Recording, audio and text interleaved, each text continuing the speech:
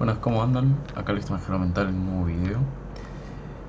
Hoy eh, hablaremos de un autor que nunca he traído, motivo de que es un autor complejo. Complejo en el sentido de que se requiere un análisis profundo para entenderlo. Al igual que todo autor, es resultado de un contexto y de una época. Es un autor abstracto porque escribe en aforismos y no es un autor fácil de entender. Por lo tanto, la finalidad de este video, la finalidad última, va a ser dar algunas ideas, tirar algunos centros, como se dice acá, para que de alguna manera uno, sin comprender mucho de filosofía del lenguaje o de epistemología, vamos a tocar también un poco de teoría epistemológica y la metafísica atomista que él propone, ¿no? No propone, saca de Russell, que Russell había sacado de Demócrito, que es ni más ni menos que el pensador Ludwig Wittgenstein. Wittgenstein es un filósofo que en realidad nunca pretendió serlo. De hecho, él había estudiado ingeniería, había sido alumno de Russell, y gracias a Russell y gracias a su influencia junto con Alfred North Whitehead, que también va a tener un peso importante en el Círculo de Viena, ¿no? Con los principios matemáticas, van a influir notablemente en el joven Ludwig para que este último se interese en la filosofía, ¿no? Ludwig Wittgenstein, con mucho rigor, estudia ingeniería y él se va a luchar a la Primera Guerra Mundial. Es en este contexto donde escribe un tratado que él mismo afirma no pretende ser académico, por eso no incluye referencias, no incluye nota a pie de página. Sí va a haber una introducción que va a estar editada por Russell, porque Wittgenstein le había encomendado en una carta, ¿no?, que si podía hacerle la introducción. El texto se escribe entre los años de la Primera Guerra, pero se publica recién a principios de los años 20, porque había habido un conflicto con respecto a la publicación, ya que muy pocas editoriales lo aceptaban el libro, ¿no? El pensamiento de Wittgenstein se suele dividir en dos. Se habla de un segundo Wittgenstein, de un primero. Hay gente que habla hasta de 4 Wittgenstein, incluido el de los cuadernos marrones y amarillos, si mal no recuerdo, y el sobre la certeza, ¿no? Pero bueno, yo para hacerlo más conciso prefiero dividirlo en dos, porque usualmente se lo suele estudiar así, ¿no? Y bueno, este es el Tractatus Logico Philosophico. Este es el texto que hoy vamos a desarrollar un poco. Wittgenstein divide el texto, si se podría dividir, porque en realidad, como digo, no es un texto que pretende ser académico, en el sentido de que Wittgenstein escribe en la Primera Guerra Mundial. Hay una parte ética, evidentemente, que es la última parte del Tractatus.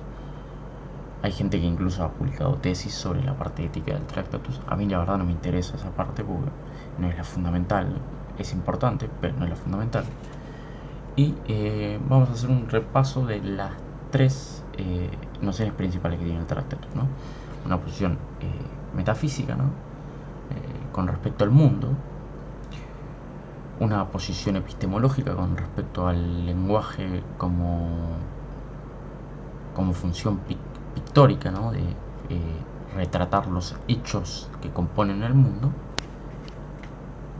Y una última que vendría a ser una función lógica, ¿no? Para ello, lo que intenta hacer Wittgenstein, principalmente en el Tractatus, si uno lo tendría que resumir brevemente, es delimitar lo que se puede decir de lo que no se puede decir. Porque Wittgenstein identifica que los problemas de la filosofía del lenguaje en realidad no son problemas aislados. O sea, más bien, los problemas de la filosofía, en general, de la filosofía misma, son problemas que surgen de la mala interpretación que hacemos de los usos del lenguaje, ¿no?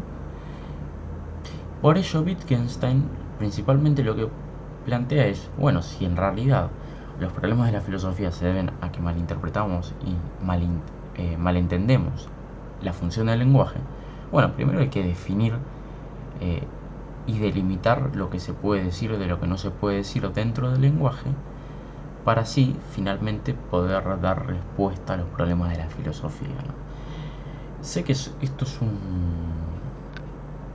proyecto muy ambicioso que a Wittgenstein le va a tomar ya a finales de los años 30, después lo publica póstumamente el segundo Wittgenstein, ¿no? El de las investigaciones filosóficas, que en realidad este texto es publicado póstumamente y lo edita su discípula Anscombe, ¿no?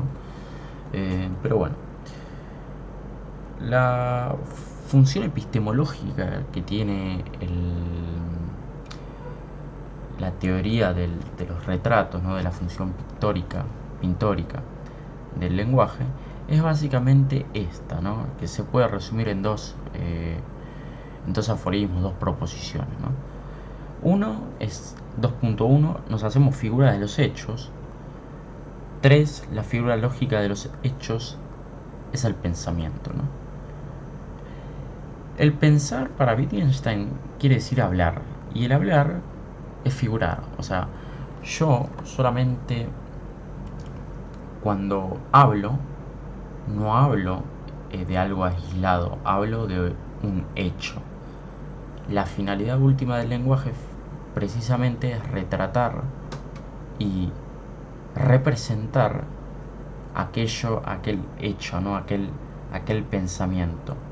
Y figurar, va a decir Wittgenstein en 2.11, es representar en el espacio lógico los hechos del mundo, ¿no?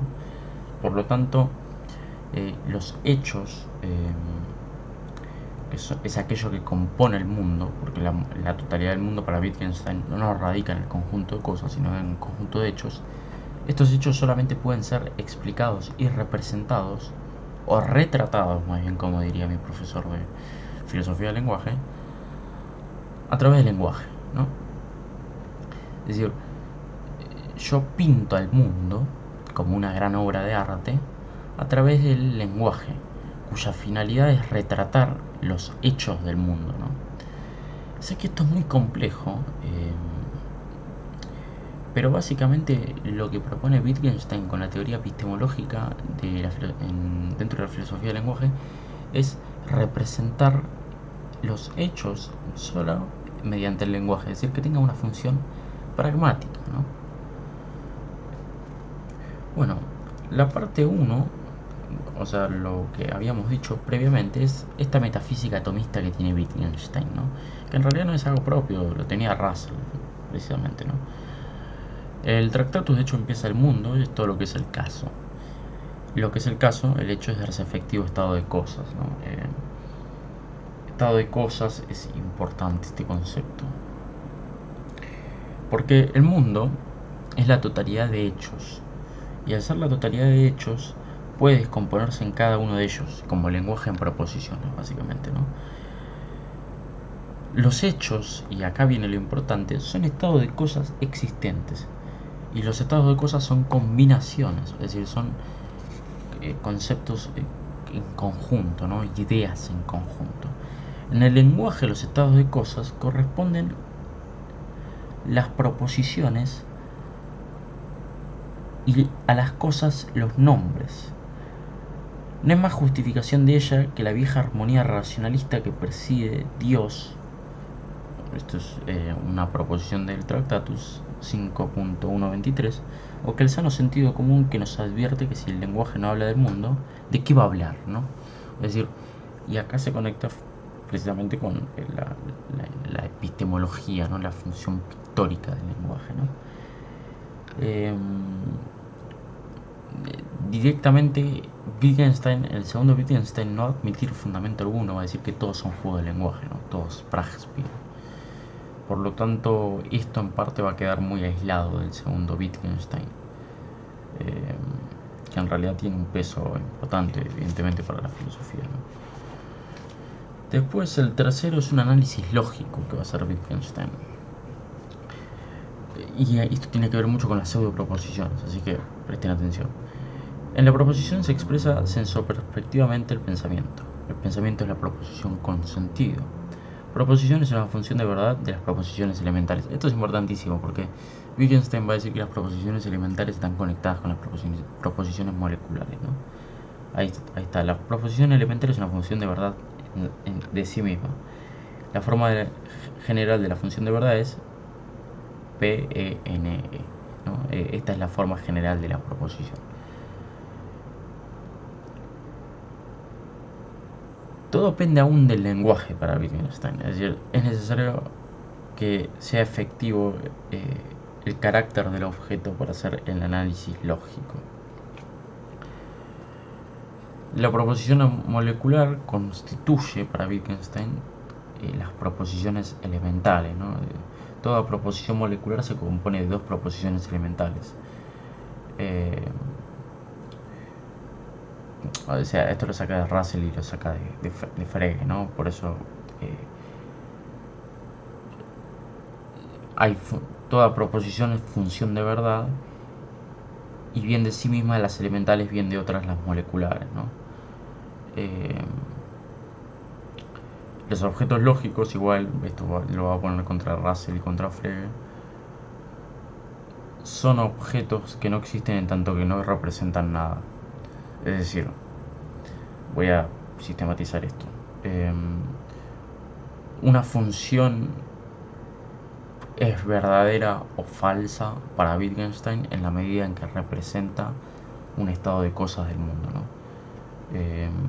O sea, el valor de verdad o falsedad de las proposiciones moleculares, o su posibilidad incluso, significa posibilidad de existencia o no de estado de cosas. Es decir, es aquello que posibilita el estado de existencia de cosas del mundo. Por lo tanto, la verdad o falsedad de este enunciado va a depender puramente, o de una proposición va a depender puramente de la representación que se lleve a cabo del estado de cosas, ¿no?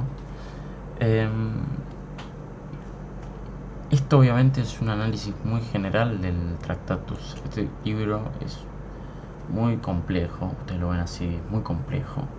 Wittgenstein parte diciendo que el libro no pretende ser académico, no pretende ser académico, y como bien había dicho, si se puede resumir el Tractatus en sí, lo que él intenta es delimitar lo que se puede decir de lo que no se puede decir para esclarecer aquel problema de la filosofía que surge de una malinterpretación del lenguaje. Por lo tanto, se podría decir que, tomando la prioridad epistémica de la definición de Platón, ¿no? Platón define en el Menón. Bueno, Wittgenstein va a partir de que primero hay que definir qué problemas, o sea, primero hay que definir el lenguaje para así ir y apuntar al problema de la filosofía, ¿no? Esto que Wittgenstein dice acá va a ser contrarrestado ahora sí con las investigaciones filosóficas. Por lo tanto, vamos a seguir con ese libro. Las investigaciones filosóficas es un texto que Wittgenstein que se publica póstumamente. Él lo escribe en los años 20. Él había visto que el Tractatus era demasiado complejo, demasiado abstracto. Él había visto que al hacer un análisis lógico de la filosofía del lenguaje, el tipo estaba dejando de lado un montón de problemas del lenguaje mismo, ¿no? Y para Wittgenstein acá ya no hay epistemología en el sentido de, bueno, el lenguaje retrata el mundo, retrata el estado de cosas, el estado de hechos, y las proposiciones, su valor de verdad o falsedad, dependerá de la representación de los hechos del mundo, ¿no? No, para Wittgenstein, en este Wittgenstein, lo que cuenta son los juegos de lenguaje. Y los juegos de lenguaje para este segundo Wittgenstein representa formas de vida, ¿no? De hecho, la película que se hace sobre Wittgenstein, y lo dice ahí y también lo dice acá, es que imaginar un lenguaje es imaginar una forma de vida. Para este Wittgenstein,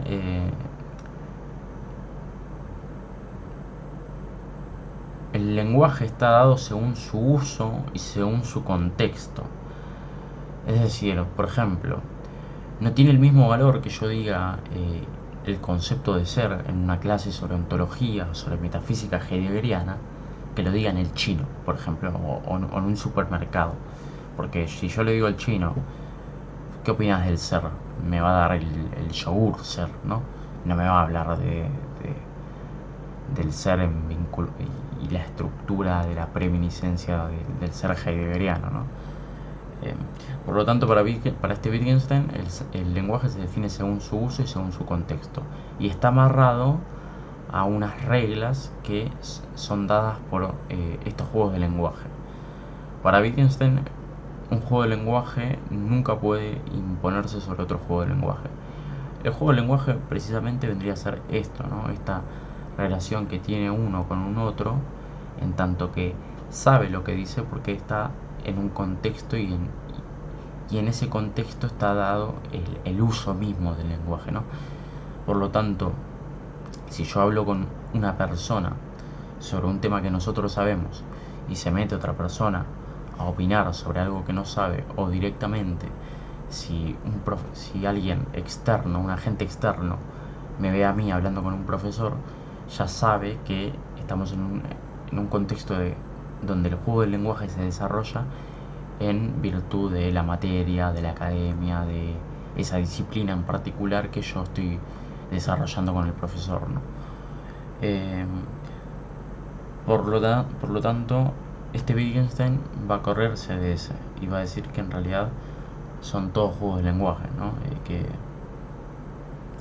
el lenguaje se define según su uso y según su contexto, y que imaginar un lenguaje es imaginar una forma de vida, en tanto que precisamente es lo que hacemos diariamente, no lo que define el uso del lenguaje, ¿no? No tiene sentido que yo diga algo en un contexto donde no puede ser dicho, ¿no? Wittgenstein va a decir esto, ¿no?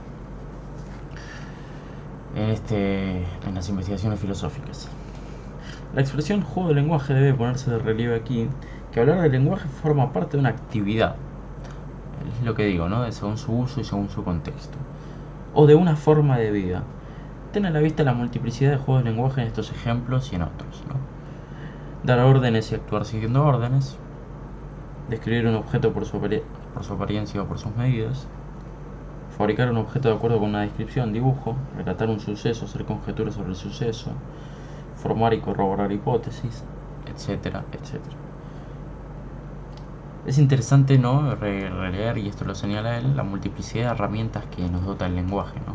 Desde el carácter expresivo, que también, ¿no?, evidentemente, no es lo mismo que yo diga te voy a castigar si haces esto mal en un contexto de esclavitud, que, no sé, en una clase sobre epistemología, ¿no? Porque su uso varía. Así que, bueno, la finalidad de este video era explicar y esbozar un poco estos dos aspectos que tiene tanto el primer Wittgenstein como el segundo Wittgenstein. Como saben, estos videos son hechos siempre algo de manera espontánea, algo de manera no tan espontánea, porque evidentemente tengo bases sobre esto, no es que lo digo al azar. Así que si les gusta o si les parece conciso esta clase de videos, me pueden apoyar dando un like, o al menos comentando para el algoritmo, ¿no? Así que nada, los espero en el próximo video. Hasta la próxima.